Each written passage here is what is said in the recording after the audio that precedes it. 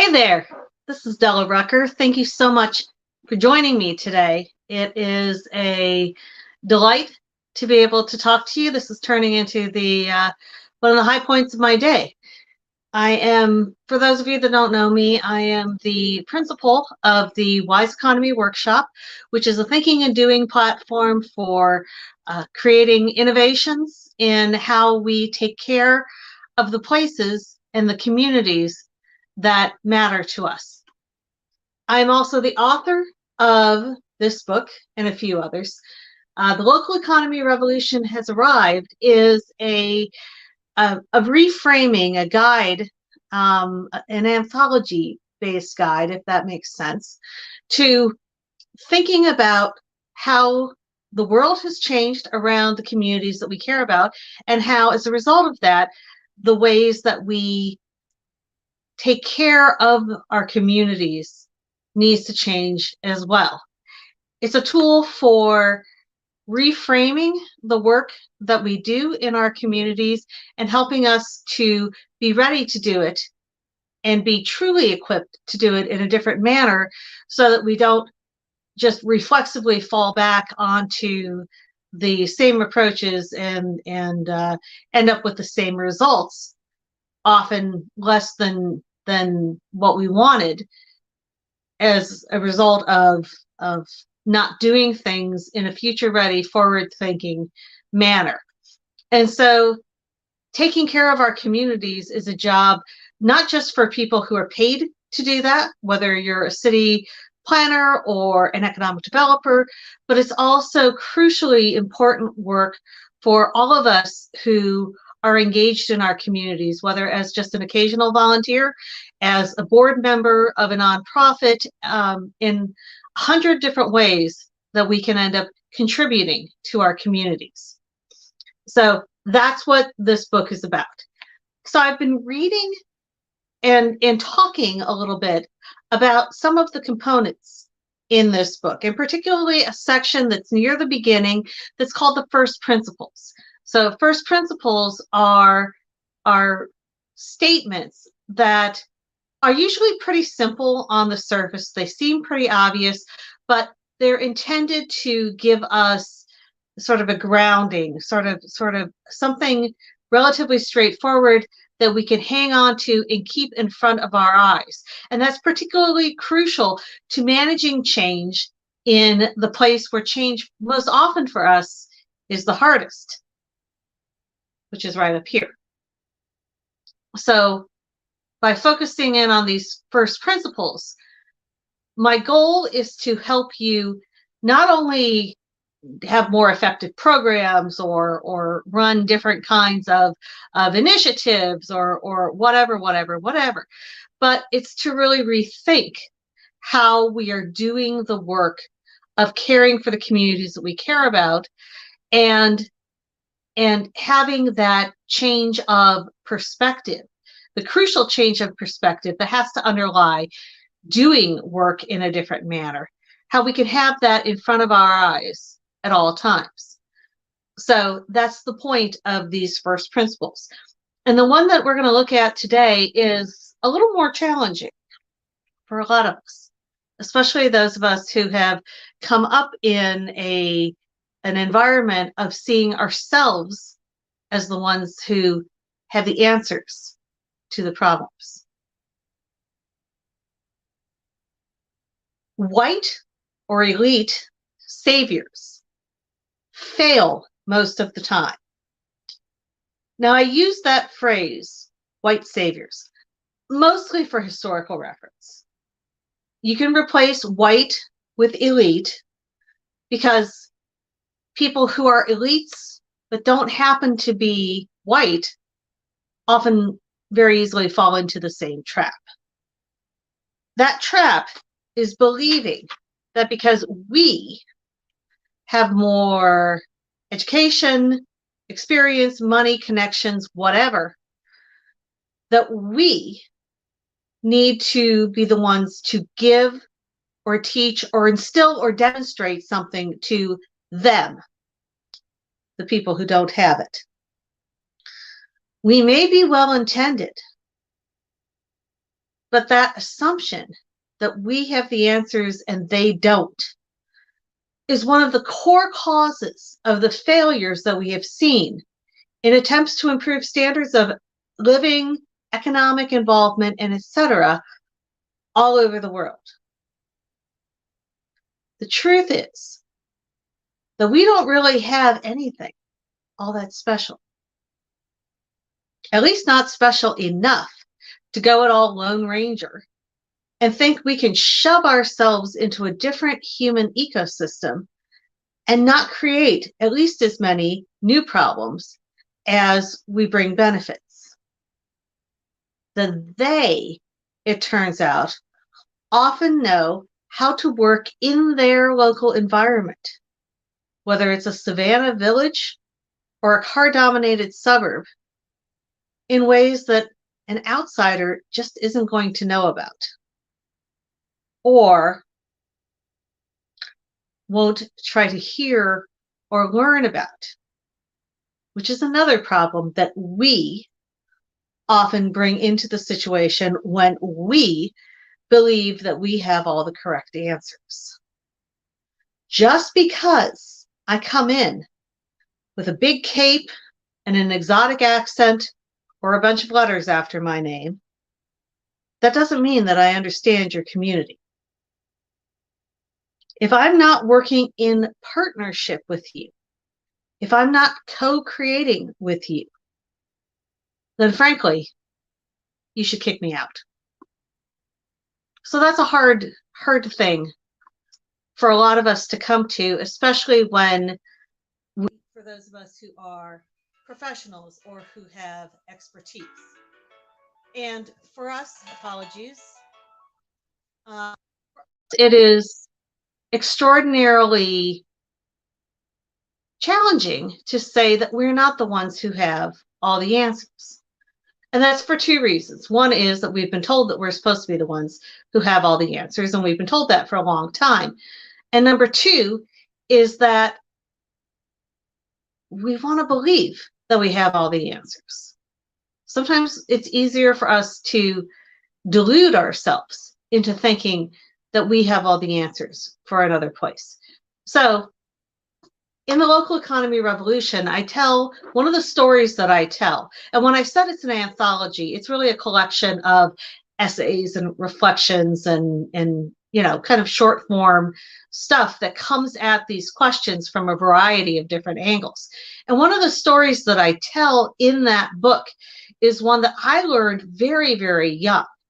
And it was the story of an architect in the 1950s, whose name was Victor Gruen, who came into communities all over the United States and ultimately all over the world with an answer to some of the challenges that they were facing. He said, all we need to do is rebuild our downtowns, our downtown, you know, the core of the commercial district, in a manner that separates pedestrians from cars.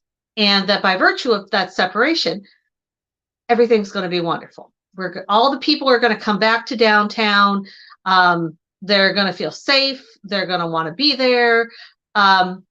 It was very much it was a big solution. It often required a great deal of money and effort and time, but people were willing in communities all over the country to find that money and time and political willpower sometimes, because it was an answer, and it was an easy answer, and it was an accessible answer. They could get their heads around it very easily. And they could get their heads around it very easily in part because of the persona that this architect presented. So he would come in, and he had some groundbreaking projects that were part of his resume by this point. But he would come in with an air of confidence and assurance and absoluteness. And it helped in this case in a lot of cities in the Midwest. And I write particularly about the experience of one city in the American Midwest. He was German. So he had, or Prussian rather. So he had an exotic accent. He would wear a cape. He would be very sort of theatrical and to Midwestern Americans, very baronial and very exotic, and really tapping into their sort of early learned perceptions of what expertise, knowledge, know-how was supposed to look like. And Americans love to see that in Europeans. We can still get taken in by that pretty easily. But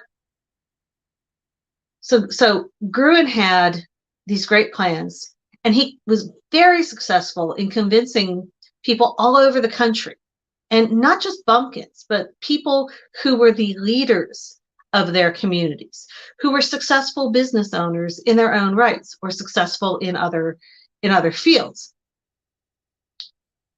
And as a result of Gruen's work and Gruen's persuasion, what ultimately ended up developing in a lot of these communities created as many problems as it ostensibly solved. And in The Local Economy Revolution Has Arrived, I play out the story of how one of those sets of grand ideas didn't actually come to pass and actually created more damage than it created benefit. And that's the core challenge that we all face when we come in as the expert. Gruen had the best of intentions. And there's a quote in the book from an article on him years later that kind of that indicates how frustrated he was and how disillusioned he was later in his life at the unintended consequences of what he had done. And very often we don't see the unintended consequences of our own expertise at work. If you look at the history of, for example, community development, and particularly international community development, we can start to see how interventions often don't create the results that we want. But that's because somebody has taken the time to go back and do the research. Very often in our communities, in the local environment, and for people who are working in the local environment, we don't do a very good job of going back and asking those questions and doing that analysis. And I propose in the book that at one point that maybe that's something that we should be doing. Maybe that's something that should be part of the education of becoming a professional in the fields that have to do with managing and supporting and revitalizing communities. But the biggest challenge is that we don't know what we don't know.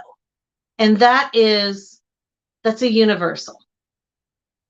And we talk a lot here about how we don't perceive our own blind spots. And this is a prime example of that. So if I go into a community and I assume that my preferred approach, my preferred angle, my preferred perspective is the only right one, then what's happened?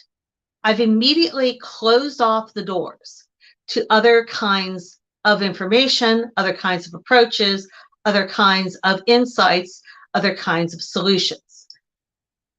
And that might feel really comfortable to me in the time, and in fact, including ideas and perspectives and experiences and approaches that aren't mine might feel extraordinarily uncomfortable. But if I don't include those, chances are that what I've come up with and what I invent in my own castle in the air is not going to fit that particular environment. It might look like it fits at first, but again, if we look at how these things play out over time, very often we see that they didn't fit the way we thought that they would. And that's an extraordinarily uncomfortable truth. It's ultimately the truth that led me away from doing consulting work, which is the typical bread and butter. If you're not working for a local government or a local nonprofit in the professions that have to do with caring about communities, typically you're a consultant. But that was the trap over and over and over again, was the assumption on my part and also on the part of the people in the community that I would have the answers, when in reality, the true answers fell somewhere between my expertise and their expertise. And finding the ways to collaborate, and to collaborate meaningfully. And I don't mean, 3 minutes at a microphone telling you how stupid your proposal is. And I don't mean a public meeting where somebody says, well, what do you want? Oh, and then they do nothing of it. That's not what I'm talking about when I talk about co-creating. Co-creating is working hand in hand with the people who come to the issue from a whole variety of perspectives. And maybe perspectives that don't agree with mine, but creating together and finding that common ground together. A lot easier said than done, and we could have a whole nother, hour on how to do that particularly. But the flip side of that co-creating is this savior mentality that we get into. And that savior mentality so often does more damage, particularly in the long term, than it does help. Trying to change out of that approach requires not just a change in techniques, because if we have co-creation techniques, but the expert mindset, the savior mindset, really, then we've just pasted ourselves into an impossible situation. So understanding that we're not saviors, but we are co-creators requires a whole different mindset. It requires a humility. It requires a sense of perspective that most of us don't come to all that easily. And yet, I say all these things not because, it's a moral priority, and I believe that it's the morally right thing to do. But when we look at how our communities and the world surrounding our communities are changing, and are changing faster and faster and faster and faster all the time, if you look ahead and you extrapolate kind of the trends that are developing today, it's not difficult to see that transparency, that co-creation, that a deeper level of collaboration is really being demanded of us. It's being demanded by what our economy increasingly rewards. It's being demanded by the factors of communication, the methods and the systems of communication that we use, and it's being demanded more and more and more by people who have come up with that understanding, with those expectations, with the sense that I have a right to be heard. I am going to be heard. I don't have to wait on traditional channels to be heard. That changes all of the equation. And if we continue to work in our communities, in whatever role we play, with the same old approach that, well, you can have your say when it comes time for the public comment, or we'll show you the plan when it's almost done and you can give us your feedback then.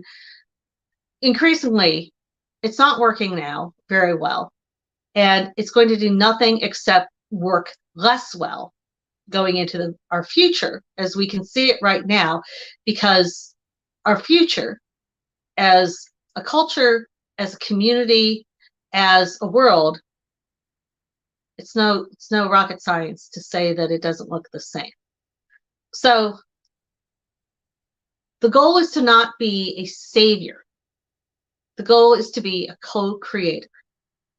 Because if we try to come in as a savior, either as an outsider or as a quote unquote insider, a person who's been involved in our community, but obviously, can't be everything, chances are we're going to fail. Chances are we're going to get it wrong. So that's really the core one of the core challenges moving forward. Because as I said, that's what's really going to be required of us. And saying that we don't like it that way, it ain't gonna matter, because that's where we're headed. So again, Local Economy Revolution has arrived, is available pretty much anywhere where you buy or order books or ebooks, particularly available at Gumroad, Lulu.com, and at Amazon if you want to go the Amazon route. Again, the title, The Local Economy Revolution, has arrived. So I think you'll find this useful if you're particularly interested in exploring how this is playing out in the real world. You might find it useful to join the Substack at wiseeconomy.substack.com. That gets you a weekly digest and analysis of how these issues in the local economy revolution has arrived are playing out in reality all over the country and all over the world. But I also think that what you're doing in your community is a place where we are learning how to do this work. This isn't just a matter of somebody on a video screen telling you how to do these things. This is work that we are all creating together.